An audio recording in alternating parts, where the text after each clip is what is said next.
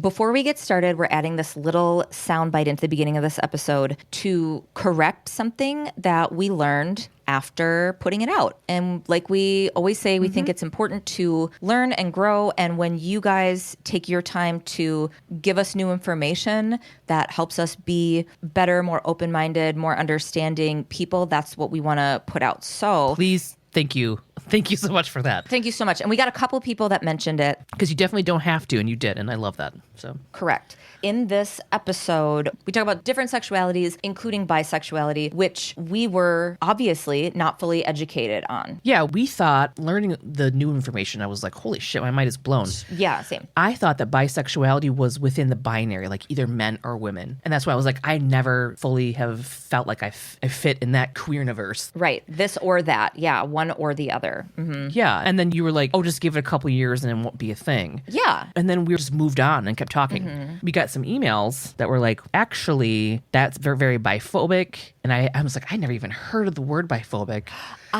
I had, and I only attributed it to bi erasure in that men can only be straight or gay. And if a man falls anywhere in the middle, you know, especially cis men fall anywhere in the middle, then they're just on their way. They're just on their way to gay. Yeah. That's what I always thought that was. And I was like, well, I don't believe that. I believe people can be anywhere on the spectrum and da-da-da-da. So learning that was also part of biphobia was like, holy shit, we need to verbally correct ourselves and not just take it out. We're going to leave it in so that, because correcting our own ignorance can also help maybe somebody else get the idea of it too. Do you know what I mean? Like if somebody didn't fully explain it to me, I would have continued with that mentality. Yeah. I've literally like my whole life been like, no, that's not the right term for me. I don't just like men or just women. You know what I mean? It's all part of a fucking huge thing. Right. And more than one person. I hate saying like men and women are each on a different end and there's everything in between. It's like, no, it's all together. It's all, yeah.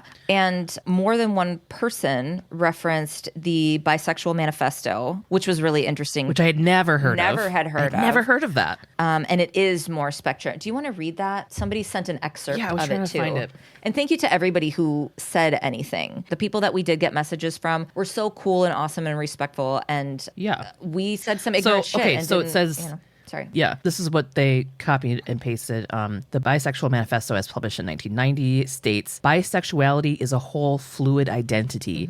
Do not assume that bisexuality is binary or duogamous in nature, that we have two sides or that we must be involved simultaneously with both genders to be fulfilled human beings. In fact, don't assume that there are only two genders, which this is 1990. Yeah. Wild. Like, damn. It also goes on to state that there are as many definitions for bisexuality as there are bisexuals. Another definition, bisexual, of relating to or characterized by sexual or romantic attraction to people of one's own gender identity and of other gender identities. And I was like, oh my God, other. That doesn't mean my gender or some other. It's all genders. It's the yes and of sexualities. Yeah. It fucking blew my mind. I was like, I do fit in that. Yeah. And it's fucking wild. Yeah. I mean, yeah, I always felt that it was a restrictive, I guess I never knew what the real definition was. So I appreciate knowing now.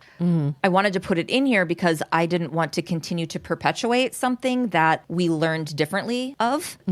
So that's what this is about. So please go on to enjoy the episode and know that that portion of it is no longer where we're at and no longer our understanding of it. And we have our super great listeners to thank for that. Yeah. Thanks so much, you guys. Love you. Love you. Bye. Love you. Bye.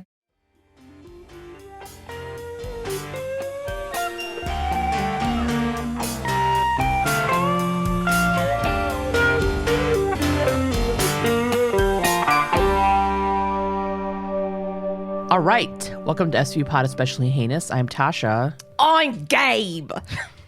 I wanted to do the Bugs Bunny thing and see if you'd actually be like, and I'm Gabe. And I'm Gabe. What? Oh my God. Duck season. We are on season 5, episode 20, Lowdown. Happy Pride Month, everybody, as well.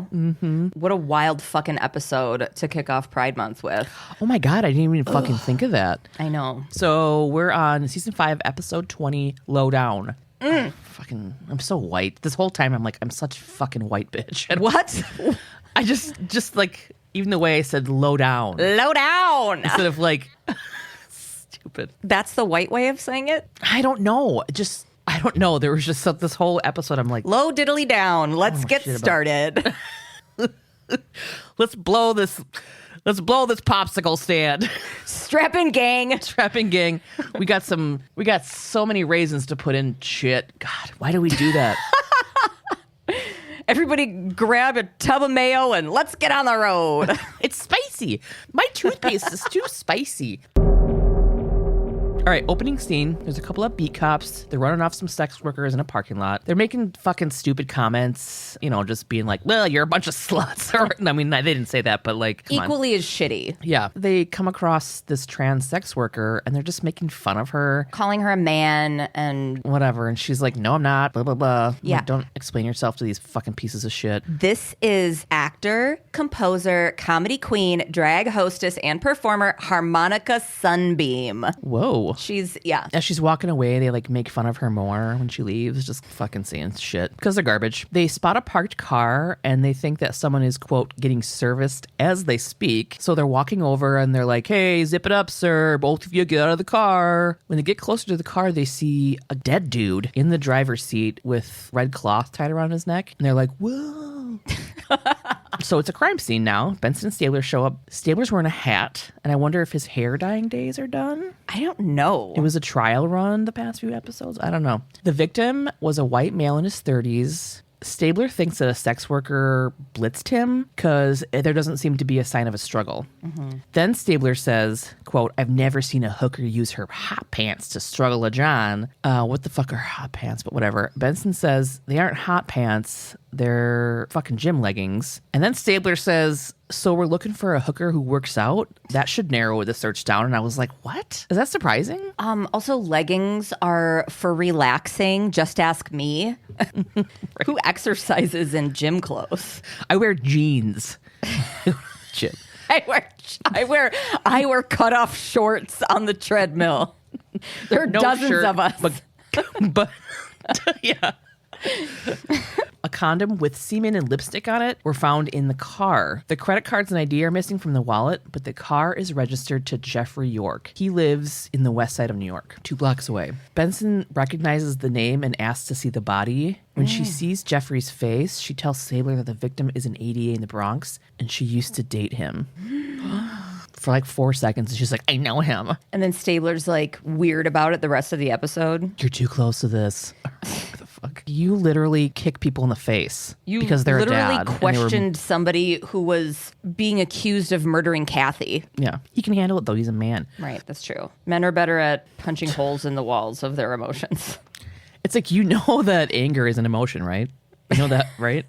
Now we're at the precinct. Benson and Stabler get into Cragen's office, and Benson gives Cragen some coffee because she's an angel, because it's super early. Cragen's all worked up because he had to give the news to the Bronx folks about their assistant ADA being found dead in a known sex work district. And the Bronx guy on the phone didn't want to jump to conclusions, but Benson and Stabler are like, you sure about that?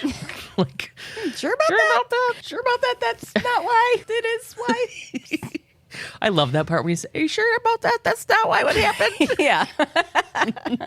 The three of them go over the case. Benson says that sex workers usually cut or stab somebody, not strangle them. Benson thinks that a female sex worker doesn't have the body strength to choke a guy, but like she didn't use her hands, she used leggings. She had leverage. Yeah. So I don't know about that argument. The element of surprise, leverage. Cragen speculates that, quote, tranny did it. There's a whole lot of this. I'm not going to say it again, but I'm just saying there's a whole lot of this. That's the only time. Yep. We got a lot of heavy quotes around that shit, but we know what we mean. Yeah. Benson shoots down the idea, saying Jeffrey wasn't that kind of guy that went for street sex, nor did he prefer trans people. And I'm like, she dated him. Like, how would she actually know? You wouldn't actually know. And then I said, you're too close, Benson. Because I was thinking she dated him for like longer than 2 blocks or whatever. No shit.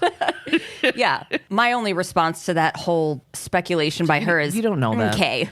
Sure about Yeah, that? people have kids and Yeah. Cregan throws around the idea that Jeff was set up. Toots comes over with new info. The prints on the car came back to a Kevin Brown, who is now known as Keisha Brown, one of the sex workers that was in the parking lot that night, the one that they were giving shit to. They keep throwing around that fucking word and it's gross. Year 2004 is showing and it's really embarrassing. Ew. Oh my God, you have a little 2004 in your teeth. Ooh, right there. Get it out of there. Well, they're going to go talk to Keisha. So Benny and Staves are now doing a little street walk and talk with her. Keisha denies killing Jeffrey. And she just goes, not me, boys and girls. I didn't kill him. Which I love that she referred to them as boys and girls. When it's brought up that her prints were on the car, she turns like she's going to run. But I think Stabler's tired or something because he just yells a little annoyed, stop, stop. But he doesn't take his hands out of his pockets. Like, doesn't even like he's going to chase her. It was funny. She goes, okay, fine, be cool. My shoes are glued. She tells them that she touched the car but didn't kill Jeffrey. He was already dead and his wallet was gone. The only thing she took was a blue gym bag from his back seat. When asked where the bag is, Keisha hesitates and wants to know if she's going to get brought in for murder. And Stabler tells her they'll discuss that if she tells them where the bag is. She has a very good reason to hesitate. Multiple very good reasons. Like the where she is on the privilege spectrum is so far to one end. It's like, yeah, I'm going to be wary of fucking saying anything to you guys. But she does. She tells them the bag is in a dumpster by an underpass. She tossed it because she said the clothes didn't suit her. In the underpass dumpster, oh, hi diddly ho, if it isn't Ryan O'Halleran rummaging around in the bin looking for the bag. You fucking ate that fucking R. Ryan O'Halleran. Ryan O'Halleran. He's in the dumpster talking shit about sex workers when Stabler reminds him to just keep looking for the blue vinyl bag. As CSU searches, Stabler asks Benny about her relationship with Jeffrey, and he's super cool about it. He's like, I mean, you never mentioned it, so like, what's up? She dated him 5 years ago for about a month. And this is when I was like, okay. You're acting like you really knew him well. I know, yeah. Have you talked to him in 5 years? Right, exactly. And she just goes, nice guy, no chemistry. To Stabler as they're touching noses. And I'm like, you know where there is chemistry, you guys? Just then the bag is found. It contains a top that matches the leggings found around Jeffrey's neck. There's a badge in the bag for Tina Gardner, an investigator for the Bronx DA. Stabler speculates that an office romance went wrong. And Benny's not sold because she's like, why would she leave the bag in his car? They need to call Tina. Oh, shit. At Perks Cafe, Tina tells them that she and Jeffrey played handball 2 nights a week. Hold on, I want to look up handball. Oh, it's a team sport, so they weren't like playing it together. 2 teams of 7 players pass a ball using their hands with the aim of throwing it into goals of the opposing team. It's soccer with your hands. Oh, hand soccer. Yeah. Yeah. There's some handball hardcore listening right now, and they're like, it's so much more than that. All right. They used to play handball together. It's not. It's soccer. It's soccer hands. Hand soccer. It's soccer hands. Pastrami sandwich soccer hands. That Monday night, Jeffrey drove them to play, and she left her bag in his backseat. They were just friends, and she actually seemed pretty insulted when Stabes asked her if they were more than that, even though that's a pretty standard question. She's like, barf, I was his investigator.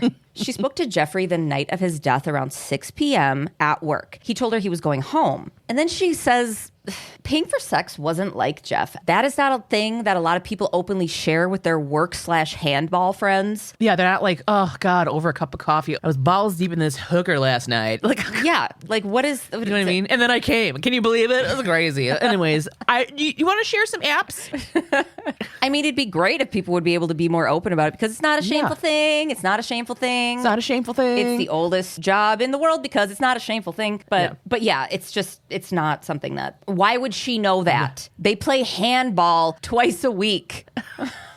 Benson asks Tina what was in the bag and if she had lipstick in there. Tina describes the red workout clothes and the brand and shade of lipstick. Melanie Jones Blush Rose. She asks them why any of these details matter because it's got to be Alvarez. Who's Alvarez? Hold your Gutenberg, Staves. I'm going to tell you. He's a dude they convicted for murder the week before. Alvarez told Jeffrey he was a dead man in frickin' open court. Tina says that Jeffrey shrugged it off, but suggests that they talk to the other ADA, Andy Abbott, which as soon as I heard that, I was like, Andy Abbott, Alex Cabot. Maybe Witsec has just gotten really shitty and this is Cabot with a mustache. I fucking wish. I wish they would lean into the comedy more.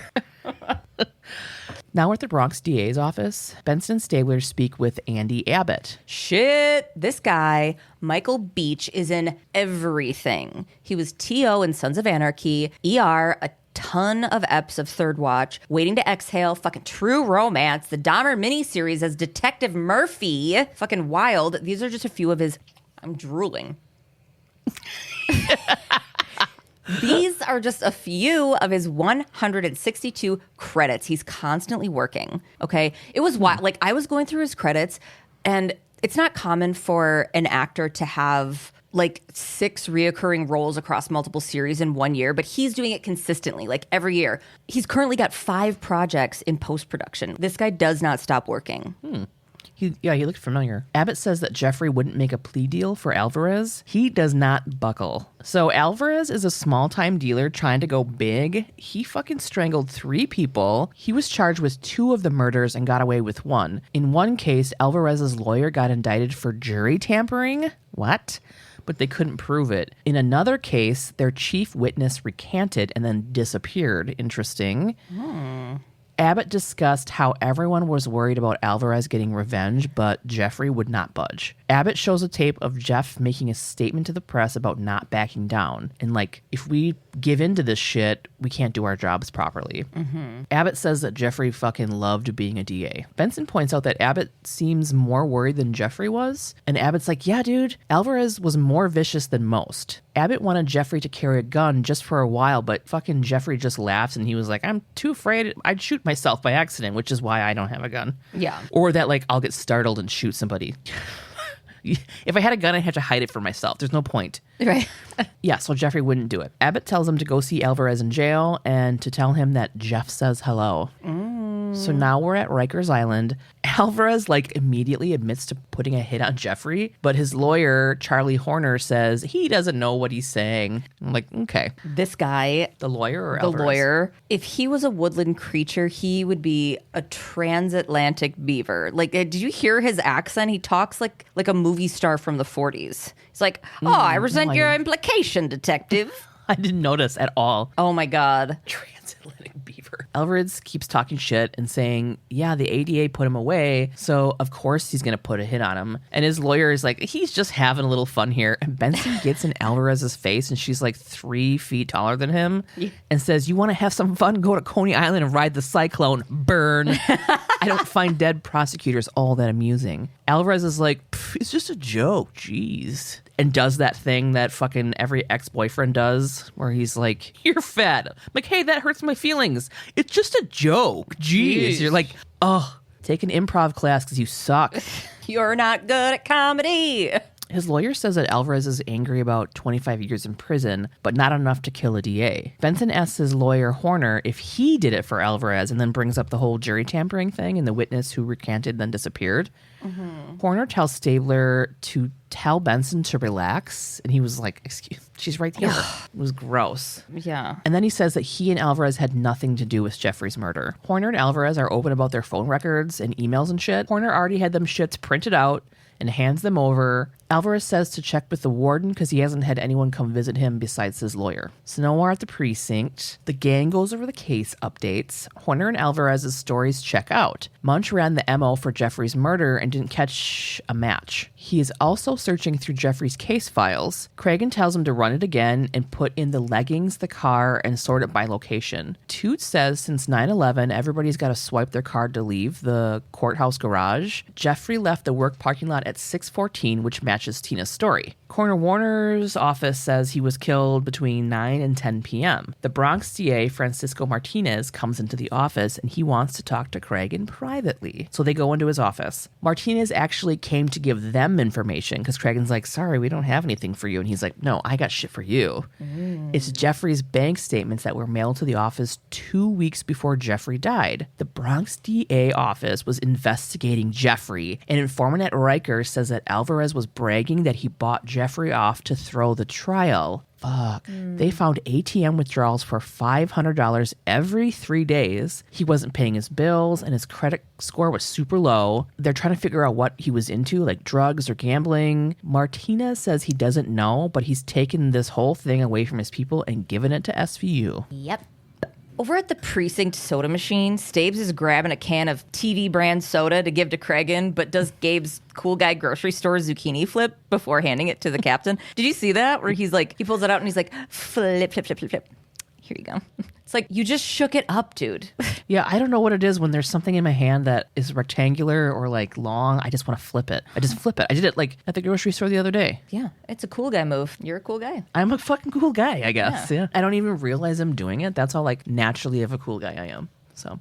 Yep. Yeah. She don't know. It out makes... She's a cool guy. Stabes and Cregan are talking by the soda machine. Okay. They're going over this information. At the time of his death, Jeffrey had $30 in his bank account. The tox report for Jeffrey came back clean, so he wasn't doing drugs. Stabler also mentions to Cregan that he thinks Benson's getting overzealous about the case. Cregan doesn't bite on the gross and tells him that he might be too if he were her. Like, of course she's upset. How is she being overzealous? She hasn't even done anything yet.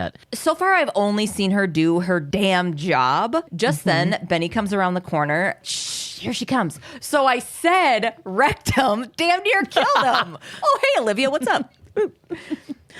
She comes up. She's got new info. She had the lab run another test on the lipstick. And Stabler's like, you didn't have to do that because the lab would tell us if they had anything. And then he kind of side eyes to Craig's like, did you see that? This is exactly what I mean. Fucking, you're her best friend. You're the number one guy in the group. Fucking relax. Take a step back. She gets to be on fire for solving this case. And in any other case, this is just her showing initiative. That's all this is. Yeah. She wasn't even like worked up.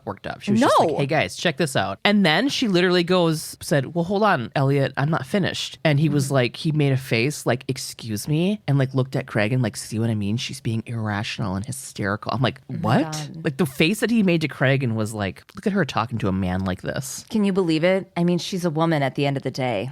Right. It's crazy. Okay, so Benny's like, anyway, men, the DA, Tina, whose gym bag was in the car, said that she carried blush rose lipstick, but we didn't find any lipstick. Test results show the lipstick on the condom matched the blush rose, whatever. The brand and the flavor, the brand and the color. Shade. Cregan doesn't buy that a sex worker found the lipstick, put it on, then performed a sexual act on Jeff. And Stabes goes, well, then who's the gal with the lips? My radar goes up the second they gender an unknown perp, okay? Cregan wants them to have the lab check for saliva on the condom. Can we go to the lab now, Stabler? Is this a good time for you now? Because Daddy Cregan was like, why don't you go to the lab? In the crime lab, CSU Judy updates Benson and Stabler on the things that she found. No saliva was found on the condom, but the lipstick left a clean print. It wasn't smudged like it would be if oral sex had been performed. The condom was used and then the lipstick print was made on it. Benny says, you're saying she put a condom on him, killed him, and then Stabes jumps in and goes, and kissed it afterwards. You are excused for the day, sir. Just leave. What the fuck? What? You need a fucking nap. Gross. I mean, he was like jumping in with just unnecessary commentary that I hated. Did you notice his hair at all or no? No. God. Okay. I even thought about it at the beginning of the episode too when he was wearing that hat. The second scene he had his hat on backwards and I was like, I'm here for this. Boom, Corner Warner's office. Benny and Stabes are getting her findings. CSU Judes sent Corner Warner photos of the lip prints, so Corner Warner went back to re-examine Jeffrey's genitals for signs of sex. If Jeffrey had sex before he died, there would have still been semen in his vesicles, but there isn't any in him or on him. The semen in the condom doesn't match Jeffrey's DNA, so there were two men in the car. And Stabler makes the comment to Benson, no wonder you and Jeff didn't have any chemistry. He was gay. Get fucking off it, Stabler. I knew this was coming, too. It's like, one or the other. He probably turned gay because you're ugly. That was so straight of him. It was annoying. It was so gross and annoying. And Benny's like, yeah, that's probably why. In the precinct, Cregan and Novak are doing a little walk and talk. So the tabloids already posted the stories about Jeffrey being in a gay sex scandal. Keisha's DNA didn't match what was in the condom. All they know is that Jeffrey York was gay and had sex with another man sometime before he was killed. Can I stop you right now? Are you not going to mention Novak's bangs? I did. Look at that. Oh my God, is that an Oriole? What the fuck? I've never seen that. Hold on. I did see the bangs and I was like, how come she can have bangs but fucking... Hold on.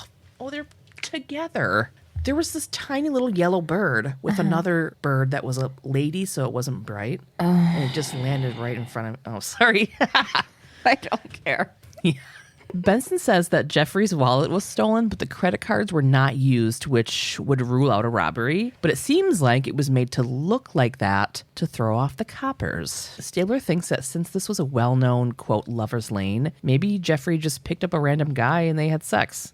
Cragen thinks that the murder could have been accidental, like maybe Jeffrey, quote, liked it rough and things may have gone too far. Benson jumps in and says that Jeffrey seemed pretty vanilla. Just like, quit. You don't know anything about this guy. Right. Just stop. Right. Let's just leave any assumption that you know anything about him. He's pretty vanilla to you because he doesn't want to bone. He's not into you like that. Or maybe it's only because you guys hung out for a couple weeks. Yeah. I think, doesn't Stabler say that where he's like, you guys maybe didn't get to like the down and dirt. It's not like you meet a guy and he's like, hey, here's a flog full of diamonds. Have at it. Murder me. You know what I mean? Like, edge me with murder. Cragen and Stabler tell her that maybe she didn't know him well enough or date him long enough. And I like 400 million% agree. Yeah. Even though she shot Stabler this insulted look. She's like, I'm a fucking freak, bitch. Like, you have no idea. I made all those diamonds that he put in the flog with my butthole. That's how fucking weird I am, dude.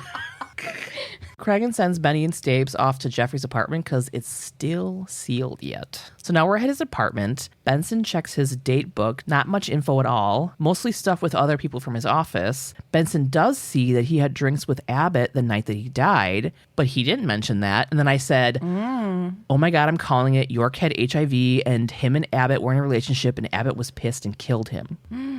Close. That's pretty close. Yeah. Stabler finds that he has a shit ton of medical bills that were paid in cash. There's like a $10K worth of bills. Benson's like, dude, he has insurance through the DA's office. Why would he pay out of pocket like that? Stabler starts checking the medicine cabinet. He finds a shit ton of meds, and they are for HIV treatment. Maybe Jeffrey paid some bills in cash so that the DA's office wouldn't find out about his diagnosis. And then I wrote, oh my God, I knew it. Like, I wrote that down. I just did that. It was like I knew he had HIV is what I meant. Oh, yeah. Outside the apartment, they do a little mini walk and talk. Stabler brings up Benson sleeping with Jeffrey, and she's got to get tested. And she's like, Stabler tells her to go to an anonymous clinic so no one finds out. And then he offers to go with her, but she's like, I got it. I'm fine. How scary for her. Like, stressful. That's got to be stressful for anybody. Yeah. Now we're at Abbott's house. He tells Benson and Stabler that they always went out for drinks after work. And he didn't tell them because, he was upset and must have forgotten. They tell him that Tina told them that Jeffrey said he was going straight home, and Abbott doesn't know why Jeffrey would lie about having drinks with him. Abbott says that Jeffrey told him that he was meeting someone for dinner, and they ask who it was, and Abbott's like, I didn't ask. He doesn't really talk about his personal life. Stabler asks Abbott if he knew Jeffrey was gay. He seems kind of shocked, but not really. He says he didn't know Jeff was gay. That's fucking bullshit. Yeah. Abbott's wife comes out and says they're going to be late, and the babysitter just got there, and there's like this cutie little kid, and the camera cuts to Stabler's face just smiling and like being a dad too. And then he fucking grabs Abbott's head and slams his knee into it because there can only be one dad. And it's fucking Stabler. This was so, like, mainly, I mean, it's called Lowdown, so we know it's down low, right? But this is just a performance of being straight. Like, as soon as they're like, did you know he was gay? And he's like, I'm definitely not. Welcome to my wife, who I've clearly had sex with. See the result? Isn't she cute? Yeah. I'm a dad. I've got a date night with my wife. Better get out of here before I get put in the doghouse. Straight people. Right. I've never once unloaded the dishwasher or loaded it. So Abbott tells them that the night he left Jeffrey at the bar, Jeffrey said he was just going to hang out for like 30 minutes before his dinner date. Abbott went to go play his weekly game of poker. Ooh, ... Benny and Stabes head to the hotel bar. The employee they're chatting with remembers Abbott and Jeffrey. She goes, if I'd been drinking instead of work, I'd hit on both of them. I'm like, honey, you can do both. Like, I've never given my phone number to a guy I was waiting on. Hello. She says Abbott left first, then Jeffrey left about 30 minutes later. They're like, cool, thanks, bye. They go for a little walk and talk through the hotel. They think this hotel is perfect for someone who isn't looking to be seen by anyone who knows them. Like, it's kind of out of the way. It's not in the neighborhood. Like, what's Abbott doing out here? And what's Jeffrey doing out here? They had to ask some questions to the dude at the front desk. This guy at the front front desk is the ringside doctor from the movie Creed. That is a Rocky movie. It is! Yes. I was like waiting for you to react excitedly. Stop doing that with Rocky stuff. I don't know anything about it. I'll never be fulfilled. I don't know why I care. I'm sorry. I want that. I want to provide that for you, but I don't know anything. This dude also has an audacious butt cut for not the mid-90s. Okay. Oh my God. This guy's haircut was straight out of my junior high yearbook. He says Jeffrey was a regular there. Jeffrey stayed at the hotel once a week. He always checked in alone. And the night he got killed, he wanted a room, but they were booked. This dude, the front desk attendant, offered to call around to find him a room, but Jeffrey said it wasn't important and he left. He was by himself when he left, but when Jeffrey arrived, the front desk attendant saw him talking to ex-pro football player Deshaun McGovern. And Stabler's like, oh, sweet. Yeah, he was a running back for Miami. Sports. But now dude's a real estate guy. So Benny and Stabes are going to have to talk to him too. Now Benny and Stabes go to Deshaun McGovern's fancy office. It's filled with stacks of paper and football trophies. Deshaun says he met Jeffrey at a kid's charity benefit. When he saw him that night at the hotel, he says they talked about Deshaun's firm selling Jeffrey's apartment. Stabler's like, why would your company deal with something that doesn't match all the high-end shit you normally do? Deshaun says Jeffrey was nice and he didn't want to blow him off. Stabler jumps over the table and grabs Deshaun by the lapels. Blow him off? Blow? What shade of lipstick are you wearing? Oh my God. He does that like side jump too over the table, like the yeah, both of his legs kick up. Yeah. We both have like violent Stabler fantasies this episode. Yeah. He says that Jeffrey seemed desperate to get rid of the property. Stabes then asks for Deshaun's whereabouts that night, and he readily tells them he went back to his office, then went out with friends. I'd be glad to give you their names. At the same time, Benson gets a call from Toots and pops in, oh, we gotta go, and lets Deshaun know that they'll let him know if they need anything else. Bye. Sports. It's so funny because like everything after this, I kept saying sports too. You did? I'm like, oh my God, look at that. They know the things about sports and me and Tasha sport. We've sported before. We're all the sport. We're a couple of sports. I know it doesn't work, but I thought it was fun. Okay. At the precinct, Munch and Toots have some tea for Benny and Stabes.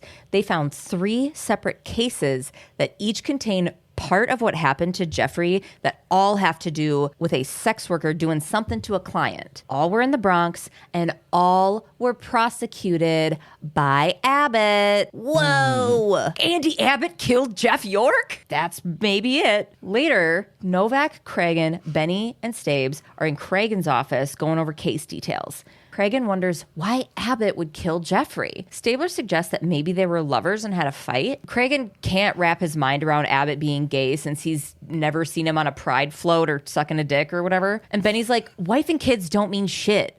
Obviously. Stabler wants that DNA because he believes it'll be a match to Abbott. It's just weird that it's like not everything. I guess the Occam's razor of it all would be like a thing to put a note on, I guess. And so I don't want to like put that on Cragen, but it's like he didn't seem gay. What does that mean? He wasn't wearing a leather harness to work. What do you think gay people look like? What does a gay person look like? Exactly. You know? Right. Cragen tells them to get him to come in to talk. Lock him in with his story and then disprove it. Ring, ring. Cragen picks up the phone. What? And I'm like, geez. Benny and Stabes are left to figure out how to make questioning Abbott work. Because Abbott knows the game. He's just going to lawyer up and they won't get anything out of him. Stabes thinks that they shouldn't play him like a perp. Let's tell him we're stuck and need his help. Cragen hangs up and sends Stabler to talk to Abbott. The call was from Coroner Warner. She wants to see Benny. So now we're in Coroner Warner's office. She tells Benson that she tested Jeffrey's blood and he had a fucking high viral load of HIV. You know, Benson already knows this. Benson tells her that her and Jeffrey dated 5 years ago and only had sex once and used a condom, and that she's gonna get tested. She just hadn't had time yet. Coroner Warner's like, you know, condoms are great, but not like 100%. She wants to test Benson right now, and Benson's like, chill. Daddy, I'll fucking do it. I'm gonna do it. Daddy Chuck. And Coroner Warner says, Olivia, how many rape victims have you told to get the test? Would you tell them it's all right to wait? And Benson just says this like, okay, I'll do it. Like the look on her face was like, oh, fuck. It's that whole denial thing. Like, she's a human, you know? Yeah. So Benson agrees, and Coroner Warner tells her to sit down and roll up her sleeve. She also says she won't do any of the paperwork, and she'll do the test herself, which is great. Although, like, it kind of sucks that, like, you don't want people...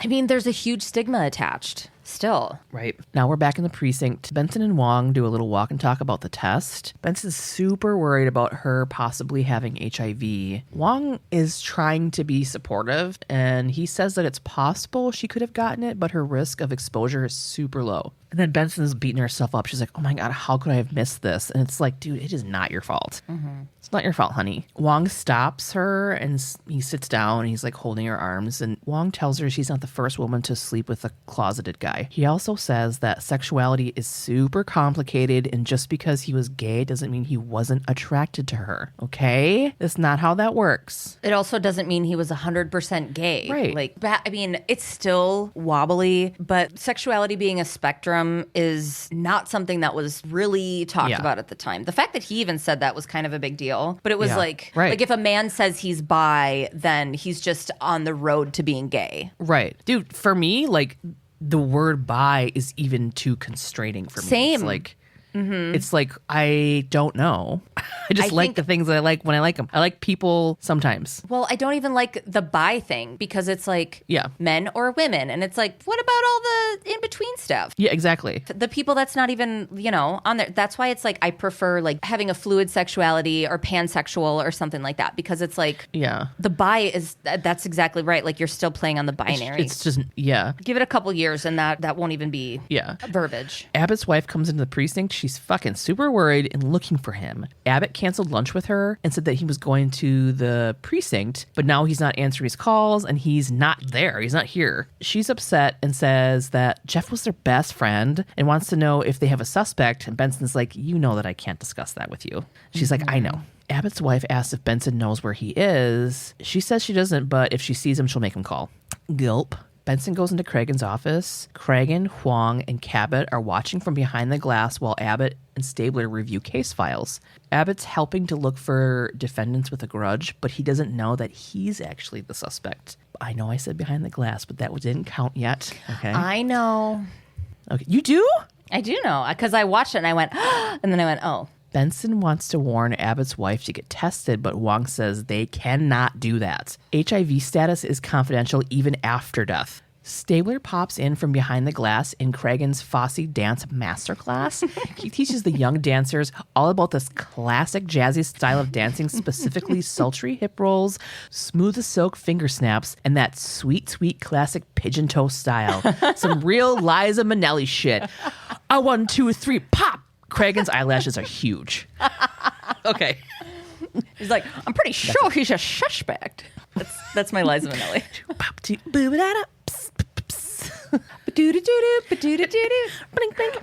Stabler pops back to the other side of the glass and brings Abbott some coffee and tries to get some info out of him. Everybody's wearing tap shoes. Sorry, that was really late. Abbott says he's looked through everything and can't really find anything new. Stabler's like, we gotta fucking try harder. Stabler says they need to imagine how all three of these separate MOs could lead to one crime, unless it was an inside job. And Stabler's like not really not being suspicious. Like he's not even trying, you know? He's supposed to like trick him into getting whatever. He doesn't even sit down. He's hovering him. Yeah. Abbott is immediately like, wait, you think this was me? Stabler says that it's kind of a strange coincidence that his case's MOs are all a part of Jeffrey's death. And then Abbott's like, am I a fucking suspect? And I'm like, I thought we already covered that, that you are. And Stabler's like, why, you want a lawyer? And Abbott said, I don't need one. I am a lawyer. That's stupid. What's stupid? It's stupid to pretend like you're going to defend yourself. Don't do that shit. I mean, I guess, but also he doesn't need a lawyer to tell him what he should and shouldn't answer because he is a fucking lawyer. I know, but he's still close to it. That's where I think like people that are in law like fuck up that way because they're like, oh, I can do it. And you're like, you're so close to it that you're going to... Like, it's better to have a third party be like, chill out, you know? Sure. And I mean, anybody in general to maybe see something from an angle that you can't. Yeah. Right, exactly. That's why we have therapy. Therapy, and the legal system. Make sure you have some support. Are exactly the same. They're exactly the same. Benson comes in. Abbott absolutely does not understand what his motives could be to kill Jeff. He was one of his closest friends. Mm-hmm. Benson's like, yeah, you guys were fucking friends, but we're having a relationship. Gay. Gay. She thinks he couldn't let his wife find out, so Abbott strangled Jeffrey. And then she's like, oh, by the way, your wife stopped by. And he gets fucking pissed. And he's like, what the fuck did you say to her? And she's like, nothing yet. The music is all swelly. I gotta find another way. There's gotta be other ways to say that. There's got to be another way. The music starts? Ugh, no. The music swells. The music is cyclonic. Cyclonic? I don't know. The music is all swelly. The music is too messant. The music is engorged. The music is rock fucking hard for 4 hours. Rock fucking hard.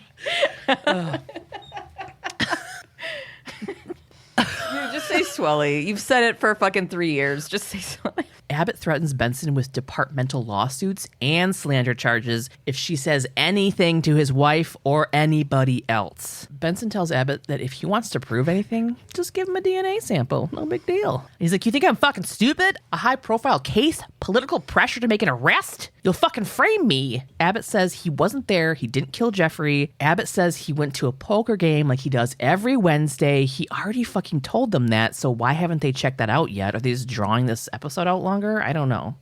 Now we're in the office of Jerome Adams. Jerome says Abbott got to the poker game around 8:30 and he seemed pretty stressed out. Jerome got himself bumped up in this role. P.S. He played a grocer in season 1 and now he's this fancy guy who talks fancy. He's a babe. Yeah. Did you notice his voice though? He was like, no, I believe he came around 8:30 and he seemed stressed. I didn't notice. He talked fancy. Hard cut. Rock hard cut to Munch and Toots.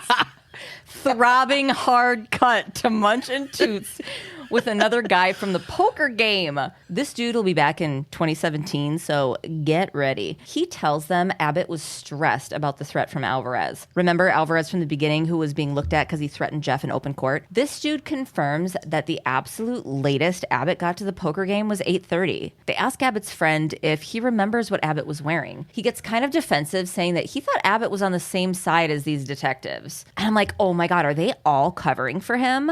Like, do they all know something? Mm-hmm. Do they? Another sloppy hard cut back to Jerome's office. Jerome says it sounds like they're accusing Abbott of something. Jerome's in the same boat as the other dude they're talking to in a completely different place. And he says it sounds like they're accusing Abbott of something. Benson tells him, dude, relax. It's just a routine background check. Where were you guys at for the game? P.S. He goes, we were at my brownstone in Park Slope. See, this guy's fancy as fuck. Mm-hmm. Benny asks if his wife stuck around, and he tells Benny that she and a girlfriend go to the movies when the guys play poker. 5 or 6 brothers, a couple of beers. It gets a little rowdy. And I was like, oh my God, are they all hooking up? Yes, Tasha. Mm-hmm. Like, everybody knows this at this point. I didn't know that. Oh, you didn't? I feel like, no. You know, it's because the end of it, but I was like, oh my God, are all these guys hooking up together? That's what this poker game is. Back again with the other friend telling Munch and Toots about the no-limit poker games that they play when Toots spots a framed photo. Toots asks if that's the group that plays poker. Dude's like, yeah, those are all the poker guys. One of the guys in the photo is football player / fucking real estate guy, Dushawn McGovern. He didn't tell us any of this. What? Nobody's telling you guys nothing. That's crazy. Now we're back at the precinct. The whole gang is talking about the deets. Stabler wants to know why Abbott didn't mention that Dushawn was at the game. Benson thinks it's because Abbott doesn't want the detectives to know he's friends with Dushawn. Cragen wants to know why all these fucking poker game guys are protecting Abbott. And then Toots pops in and he thinks that they're all on the, quote, down low. And Cragen's like, the down what? I know, I was like... Toots says that they're all secretly having sex with other black men. And Stabler's like, oh my God, but they're all married with kids. And I'm like, shit, how could this possibly happen? How could this be? Like, that has nothing to do with anything. Shut up. Toots is like, oh my God, they say they aren't gay, just on the down low. Like, what happens at their poker games doesn't mean that's who they are outside of that. Toots kind of tries to explain the cultural differences between white men being gay and black men being, quote, down low. He says that when you grow up being black, you're supposed to become a man, a father, you go to church, you have your friends and family, and then, quote, says they all see being gay as the white man's perversion. Benson says that white dudes have issues with it too, but Toots says it's different when you're black. Then they all kind of side-eye him like he's wearing a gimp suit or something. And he says, don't look at me. I just know stuff. Iconic. I didn't know that was iconic. You didn't? No, never Don't heard look that at me. in I just my know life. stuff. Oh. Cragen wants Benny and Staves to go back and talk to McGovern, but Toots wants to be the one that re-interviews McGovern, so he's like, no, let me. He's really intense. Now we're back at Dushan's apartment. Dushan tells Toots he offered to give Benny and Staves the other poker players' names, but they didn't ask. That's why he didn't mention it. Yeah, he was like, I told him I went to meet up with friends. Toots asks him about the time frame of that night. It only took him 30 minutes to get to the poker game from the hotel. And then Dushan's like, well, I don't know, maybe it was 9. Toots then asks him if he was married or had kids, and he's divorced and with no kids. And he was like, maybe next marriage. I don't know. Toots kind of changed the subject and starts talking about how awesome at sports Dushan was. Then he asks why he didn't get the endorsement deals and jobs he was supposed to get after playing football. Like, usually people get, like, I don't know, car deals or energy drinks or whatever the fuck, you know. Or they're like announcers. He's like, why? Things like that. Yeah. Toots is like, why didn't that happen? Dushan stands up and gets kind of defensive and he says, what's your problem? Then Toots says, what's your problem? Dushan kind of dramatically walks to the window and says, I was an athlete, hero. Everyone looked up to me, my family, my friends. They still do. I want it to stay that way. And then Toots fucking says, quote, and they won't if they know that you do it with man. And I'm like, fucking chill, Toots. This went to the gay max really fast. Jeez. This is like that guy in that boat when Stabler's like, okay. He's like, shh. Jeez. Right. Remember that? Yeah. Season 1? Was that season 1? I don't know. Where the guy's like, I don't really have anything to tell you. And Stabler's like, what about the fact that you're gay? Like from across the pier.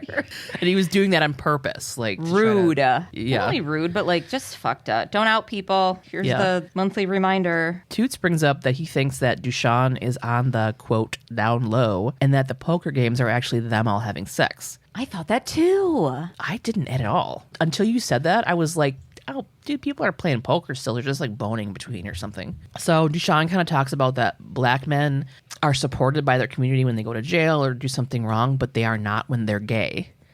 Toots says Dushan was one of the last people to see Jeff alive. He needs to know what happened or he's going to go around and ask people about Dushan and ask everyone he knows about his, quote, sex parties. Like, fuck off. Dushan says he's not gay. He has relationships with women and sex with men. And Toots tells him, I got news for you. That means you're gay. But he says it in like this soft, comforting way. Like he didn't just threaten to blow up Dushan's entire life by outing him. Yeah. And also that doesn't mean he's fucking gay. I was going to say, I got news for you, Toots. That is not what that means. Yeah. Then the music gets all sweaty. The music goes from 6 to midnight. Woo! Do you get it? But do you get it? Remember the tape? Yep. You get it? Dushan tells Toots that the poker nights have been going on for 4 years, and after they act like nothing happened. Protection isn't used because bringing condoms means they're admitting why they were there. Jesus. Okay, what we fucking do to our men is nuts. They're risking their lives because of some social fucking whatever. Yeah. And fighting loopholes to be able to do what they really want to do inside of them. You know what I mean? Like, right. I mean, there's more to it, even in regards to the down low in the black community. Yeah. And I hit a little bit of it at the beginning of the Chaser, so we can go into it a little bit. But well, and this black culture gay stuff, it's literally the reason the fucking ball culture started. They made their own communities and houses, quote, houses to support each other and fucking survive. Yeah. When they were thrown on the streets by their own families. A trans black woman threw the first brick at Stonewall. That's right. You know what I mean? Like everyone, okay, everybody right now, listen, everyone fucking watch Paris is Burning. Like oh my now. God, it's so watch good. it now. Yeah. Okay, I have total fucking, my nips are rock hard. Rock hard. Throbbing rock hard. Okay. Dushan tells Toots that Jeff fell in love with Abbott at work and wanted Abbott to leave his wife. Oof. Abbott asked Dushan to, quote, get some sense into Jeff. And then Toots is like, oh, so you strangled Jeff and you took it too far? But he says that Abbott killed Jeff, but didn't mean to. And then he fucking says, Jeff would have dragged us all into a mess. Benson and Stabler are waiting outside for Abbott. He comes out of his apartment or somewhere. I'm not sure. Yeah. And they arrest him for Jeffrey's murder. Benson starts Mirandizing him, but he just starts Mirandizing himself because he's like, I know. He's like, I know my Miranda right. Can you imagine doing that? Yeah. It's just like, we get it that you know. But any of us that watch these fucking cop shows would be like, you rest your vocal cords, honey. I know how to do it. And then I thought, like, oh my God, is he going to get off on a technicality because they didn't do it? That's what I thought too, because they have Really? to Mirandize Okay. it. Yes. Yeah. Back at the precinct, Abbott is questioned by Benny and Stabes, and his lawyer, the Chance, is there.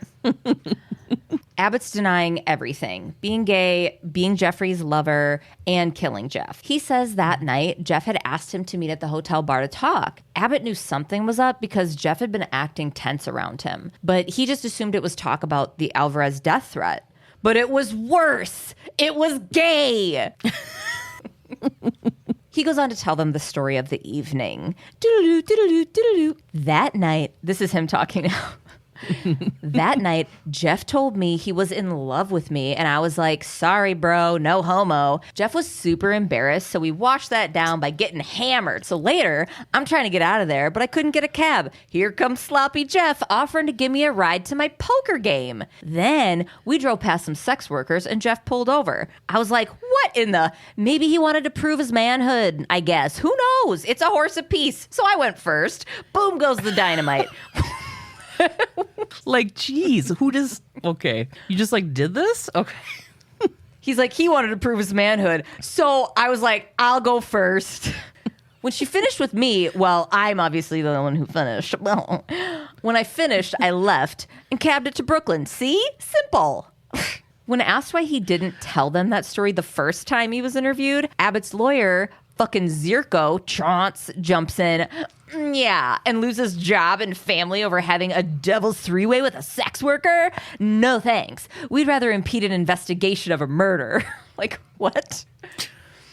He's like, nobody can know that he did anything with a sex worker or with a man present. Yeah, he doesn't even admit to doing anything gay. He's just like, this guy saw my dick. I'd rather impede your investigation. And then Abbott is terribly acting and says, oh my Lord, and he faint. If I hadn't left Jeffrey there, he would still be alive. Thank God for that Shea Lounge for him to faint that on. fainting The couch, yeah. Yeah.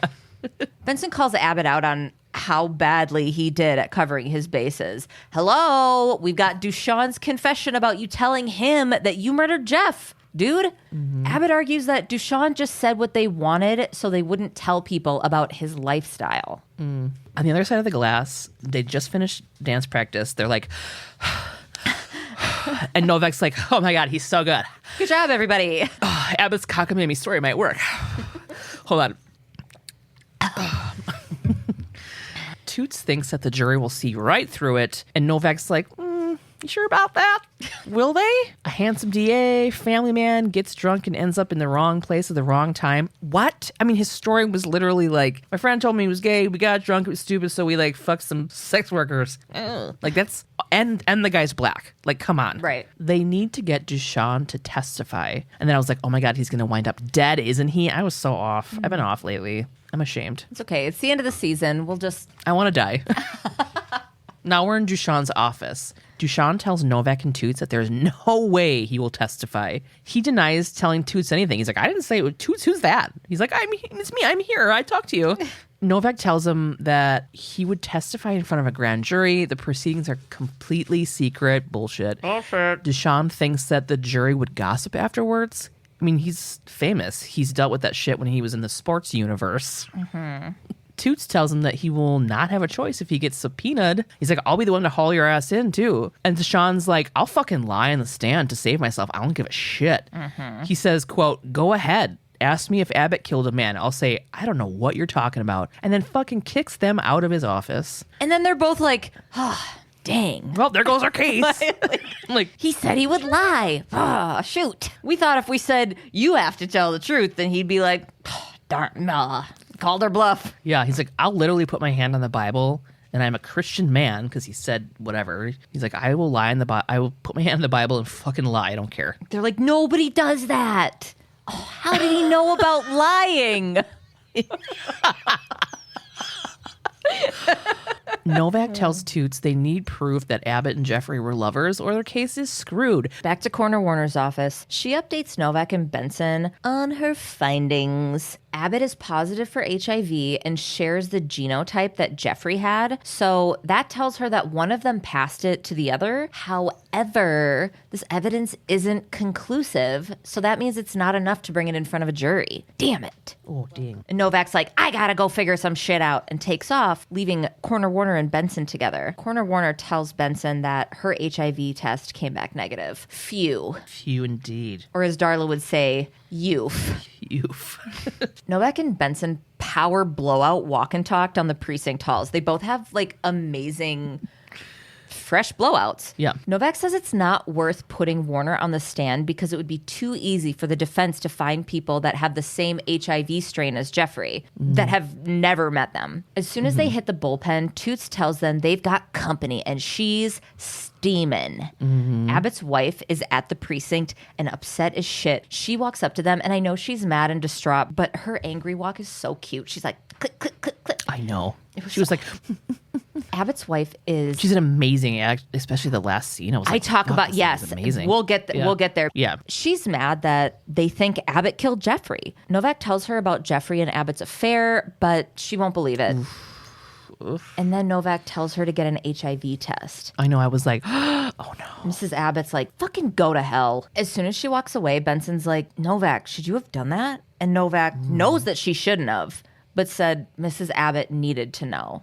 Oof, this could be a problem. Oh, it is. In Novak's office, fucking Chauncey approaches Novak about a complaint from the Bar Association banning her from practicing because she told Abbott's wife about the HIV diagnosis. Novak argues that she was trying to protect Mrs. Abbott from getting HIV, but Mrs. Abbott took it as Novak trying to intimidate her. Chauncey says he'll tear up the complaint if she makes a deal with him. I'm like, you sneaky little fuck. Like, that was gross. Yeah. Novak also thought that and calls him out for trying to blackmail her. She goes, let me get this straight. You're blackmailing me and in the same breath accusing me of ethical impropriety. I'll take the suspension. Yoink, and snatch the papers from him. Good for her. What do you mean? I mean, good for her for not taking the deal, but I'm just saying, I'm like, still like, I can't believe you did that. I know, but good for her for not taking the deal for that blackmail. Good for her for not taking that was the deal. bullshit. That was him trying to paint her to tricky a corner. shit. She's like, no. Yeah. I mean, this dude's trying to get man 2 5 years probation for murder. Like, that's fucking bold because he thought that he could corner her. So Chauncey yells at her that she's going to lose her job, and she walks the fuck away. She doesn't give a shit. Now we're in the law office of if we're having drinks, call me Mary. Clark tells Novak that Mary Clark, that is. Clark tells Novak that she didn't have any legal right to tell Mrs. Abbott to get tested, and Novak's all fuck. She's just like yelling. Her life was at stake. And Mary says, well, congrats. In any other profession, you be humanitarian of the year. You'll be fucking lucky to get out of this with your skin. And then Novak's like, oh my God, I'm fucking screwed. And she's like, you bet your sweet ass you are. You are. Mary, if we're having drinks, asked Novak if she told Mrs. Abbott about her husband to protect her or if she had something else in mind. When we're having drinks, call me Mary. Did you get bangs? I hate them. Now we're back at the Abbott house. Novak goes to speak with Mrs. Abbott. She opens the door. She's obviously upset. She's like, what the fuck are you doing here, you stupid cunt? End quote. Novak asks her to hear her out. She came to apologize, not to discuss the case. Novak tells her that she was totally wrong and that it wasn't her place to tell her about the HIV. Novak says that she thinks that she did that because if she was in her position, she would want someone to tell her. Mrs. Abbott tells Novak that she ruined her life by putting her husband's case on TV and in the papers. She's like, I don't know how to tell my kids about what's going on with their dad. And then she starts crying and she's like, and I don't know how to tell them that I have HIV. Oh my God. And Novak's like, I'm so sorry. They're both kind of crying. I mean, no, they're fucking crying. Mrs. Abbott doesn't want her kids to suffer and doesn't know what she's going to fucking do. I can't even fucking imagine. I know. Now we're at the prison. Novak and Mrs. Abbott go to see Andy, and fucking Chance is present. Andy as in Andy Abbott, her husband. We've been calling him Abbott this whole time. I know. You do? Oh, you do. There's a colonial woman on the wing.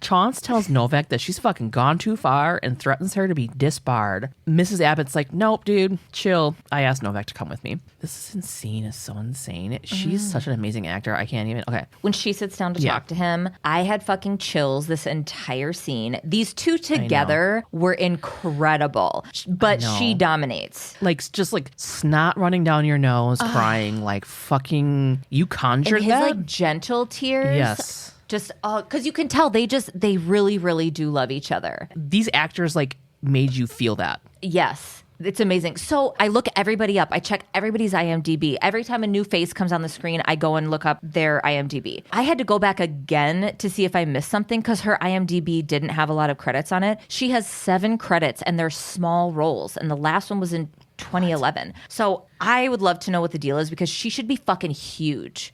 Like, her acting here, unbelievable. Ugh. Mrs. Abbott sits down and talks to her husband, and she starts telling him about how she remembers a card he had painted her for Christmas with little trees in the park and blah, blah, blah. She says that she fell in love with him that day and tells him that she loves him now and will always love him. Oh, she's crying. Oh my God, she's so good. She tells him that she forgives him for what he did, but she can't forgive him if he lets their children, his friends, and their families be destroyed. And then I hated this because it like plays into the whole thing about like the black men being men and whatever. Like, right, yeah. But she says she wants him to be a man and admit to what he did to avoid the trial, so everyone else's lives aren't ruined. Abbott, he's just loves her so much. Abbott tells her that he's sorry for what he did to her and that he didn't share his whole life with her. I know. He tells her that Jeffrey wanted him to leave his family and he couldn't. But it's weird because he wasn't like, I couldn't leave my family. He was like, I couldn't, and then pause and say, admit I'm gay. Ugh, it was just like, there's so much nuance to all this. Yeah. He tells her that he killed Jeffrey. Novak and fucking Chance are looking over and Novak cuts a deal. Because, I mean, they're both being so painfully honest with each other in this moment. Chance and Novak, they're in movie theater seats. They have 3D glasses on. Like, I don't know where all of this stuff came from, but they were like, oh my God. Yeah, they're just like, holy fuck. So Novak kind of side talks and she's like 7.5 to 15 years for manslaughter in the first degree. Only the plea and the sentencing goes on the record. The rest gets sealed. Chance agrees and says he's going to drop the disciplinary complaint from the Bar Association. He's like, Andy, what do you think? Abbott agrees, and then he and his wife embrace each other. Oh, it's so... and there's just tears and snot, and the wife's acting is fucking insane. Oh my God, so intense. Fucking Toyota. Oh. Toygate. Gayota. Toyota. Toyota. Oh, yeah. Toyota. Yeah. Were you going to say Toy Blota? No, I wasn't. Yeah, Toyota. Fucking Toyota. Okay. So Toots explained what being on the download is super well. He literally quoted a 2003 New York Times Magazine article when he said the American Black community sees, quote, homosexuality as a white man's perversion. That's legit from an article. But what didn't get mentioned, since it was the early aughts, is something that sociologist Richard N. Pitt pointed out after heavy analysis of media over a number of years. This is just something that I wanted to mention, okay? Black bisexual men's behavior was pathologized and depicted in a negative light. For example, Black DL men were heavily blamed for the spreading of HIV and AIDS to their female partners, like in the episode. Whereas white bisexual men's behavior was described in language leaning into pity or victimizing their need to be closeted because of the homophobia surrounding them. Example, Brokeback Mountain. Okay. This is not to say that anyone in the LGBTQIA community has it easy at all. They fucking don't. It's just to point out the inherent racism that is covertly present in everything, even in this. It's in everything, even in this. Black men living these covert lives are doing it to be sneaky and deceitful, and they're looked at, like there's all these negative associations with it. But then white men, it's like those elements aren't attributed as heavily as it is on black men. Right. I just feel like that was a thing to point out. Now that we're all aware of it, let's move on. If anybody has information, anything, it's not your job to teach us, but let us know if something sticks out. And like, we're always willing to learn stuff. I just feel like with all of this whole subject matter, the blame stops at the black community for like, this is what they do to their men. And that's not the case. It's a lot more nuanced than that. There's a lot more to it than that. And surprise, racism wins again. Like it fucking is. Oh my God, is that white supremacy? Is there some white supremacy in that? Oh my God, it's everywhere. Yeah. So anyway, we're here to talk about a crime. This one is a current story, so obviously it wasn't the inspiration for the episode, but it's life imitating art, okay? In early 2022, Naasire Johnson was a 20-year-old openly gay black man living in West Philadelphia. Because of the nature of the story, we will not be singing the Fresh Prince theme song. Gabe, I'm sorry if you thought of it. Oh my God, it was so hard for me. I know, we're not doing it. I love you so much. It was so hard for me not to go like, West Philadelphia. I know, I love you too. Naasire had graduated from Charter High School for Architecture and Design in 2018. He planned to enroll in the Community College of Philadelphia first for business administration with the goal of becoming a psychologist one day. In the interim, he was working as a home health care aide. A lot going on for this guy. Naasire left his house in an Uber on the evening of February 17th, 2022. His grandmother, Cynthia Johnson, who had raised him since he was a toddler, called in a missing persons report the next day when her grandson didn't return home. Around noon on February 20th, just a few days later, Philadelphia police were called to Brewery Hill Drive and Kelly Drive with reports of a person screaming.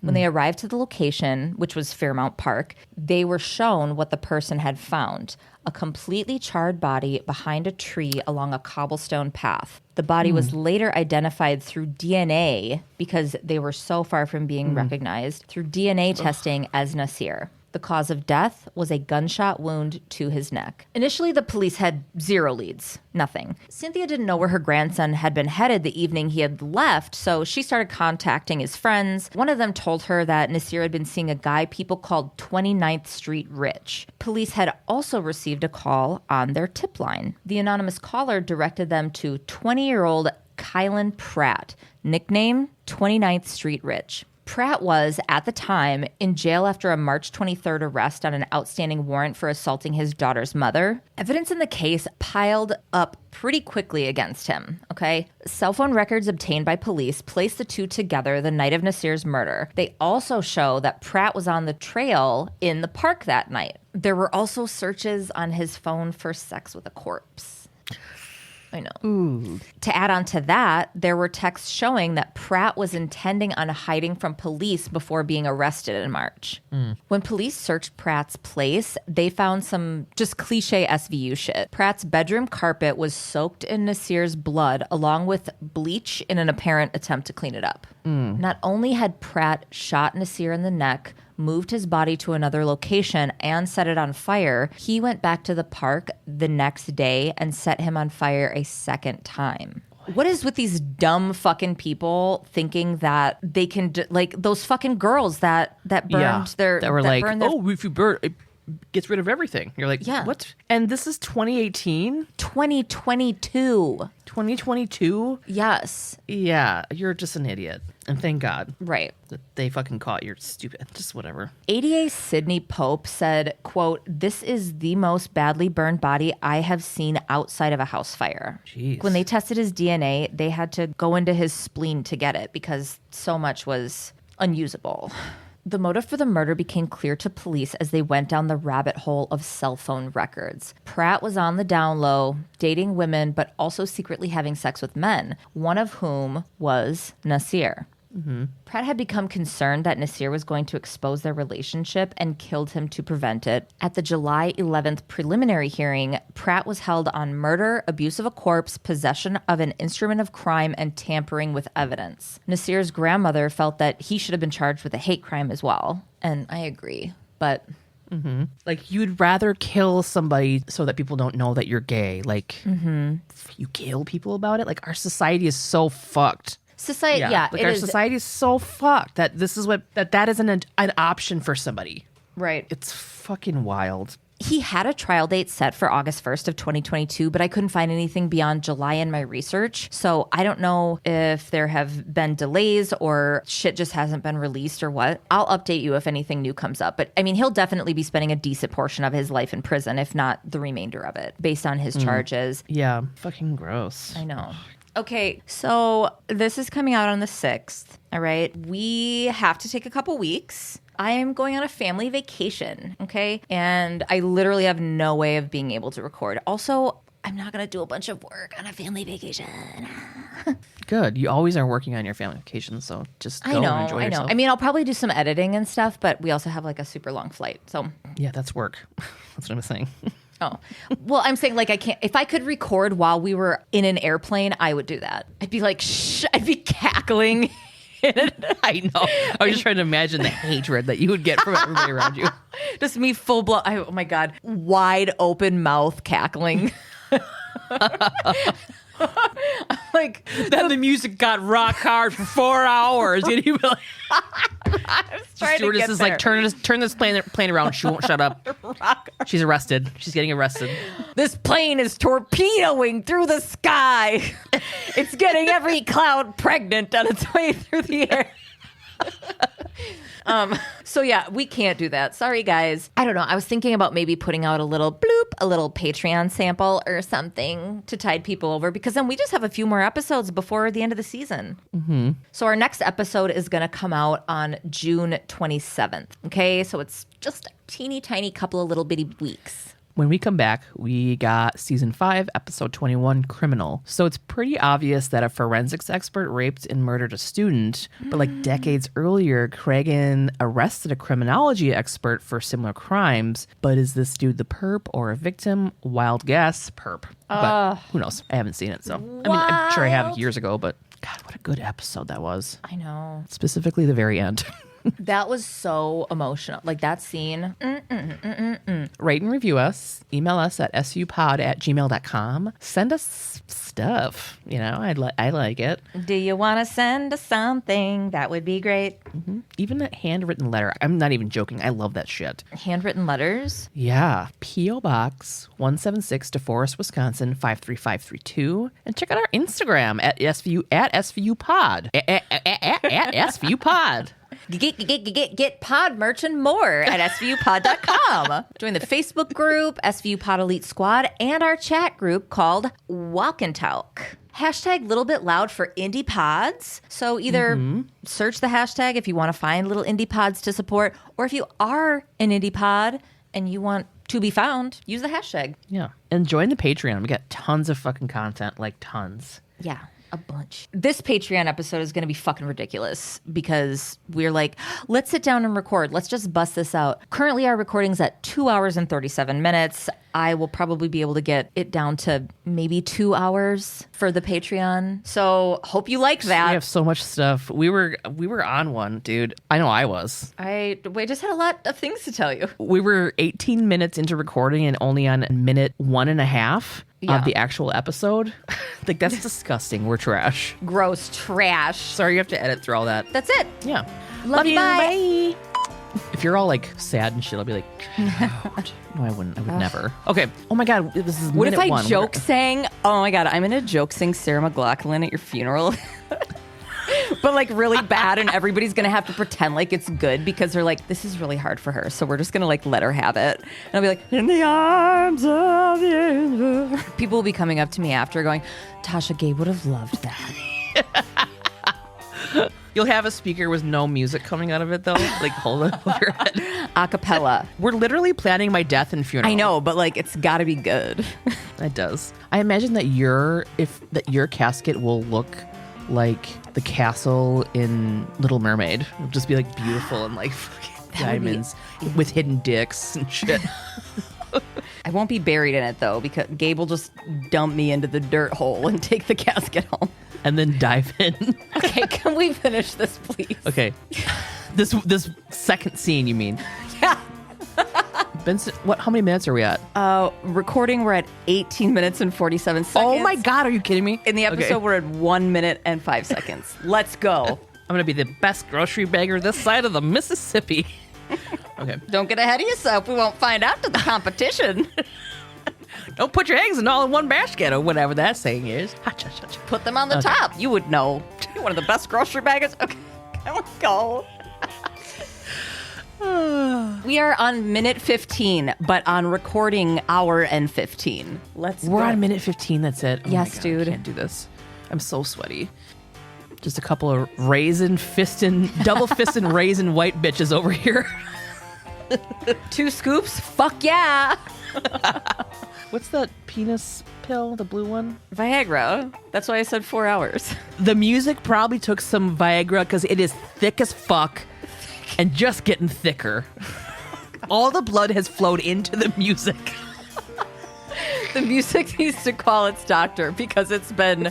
The music wants to reach around. Don't forget. Mind the stepchildren. Okay. The music is fucking rock hard for 4 hours. That shit was amazing. Oh. Fucking 4 hours. Oh, you got tears in me eyes. Oh, you got tears in me eyes, Tersha. Okay. Oh, the music's a dick. The music's a dick. The music is a fucking dick. It's crazy. I just got a fucking dick pic from the music. It's ready to go. Okay. Okay. He threatens Benson. I just got an unsolicited dick pic from the music and I'm not even pissed. Okay. Am I doing better at inflection? I'm trying. Benson tells Abbott that if he wants to. Okay. Stop laughing at stuff so we can keep going. God. This is all you. Oh, yeah. It's not true. I was just joking. I know. I don't care. Move on. Okay. And to our Elite Squad patrons, Sonia W., Marissa M., Elkie H., Annie G., Mary D., Andrew, Rebecca D., Miranda B., Shelby W., Lex, Emily T., Kayla W., Mallory G., Benita R., Maren, Vanessa, Amy P., Melanie G., Courtney W., Ursula S., Kate H., Uyanga, Kayla J., Catherine M., Kate P., Jessica S., Nicole M., Acacia V., Katarina G., Danielle W., Kelsey D., Jana M., Joshua H., Tammy J., Belle, Crystal, Lucy M., Trisha S., Sam D., Mac Attack, Mac and Cheese. Put some hot dogs in that mac.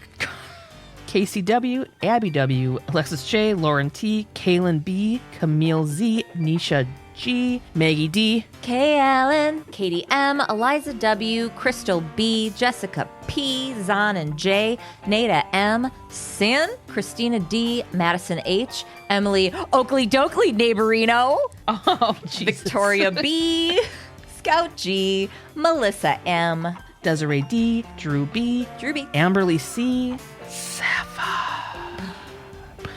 Monica K., Katie S., Trish S., Angela D., Brenna T., Andrea M., Natasha S. Tashi, thanks for Thanks for the fucking Yeah. shit, dude. Let's play that game. I know. Andrea H., Miranda B., Al H., Nikki R., Sarah J., Aunt Sarah. Caitlin S., Emily D., and Katie H. Thanks, you guys. We love you and appreciate you guys, and thanks for making this shit possible for us to do. Appreciate you so much. Yeah, I really do appreciate you guys. Every other time we've said it, I didn't mean it, but I mean it this time.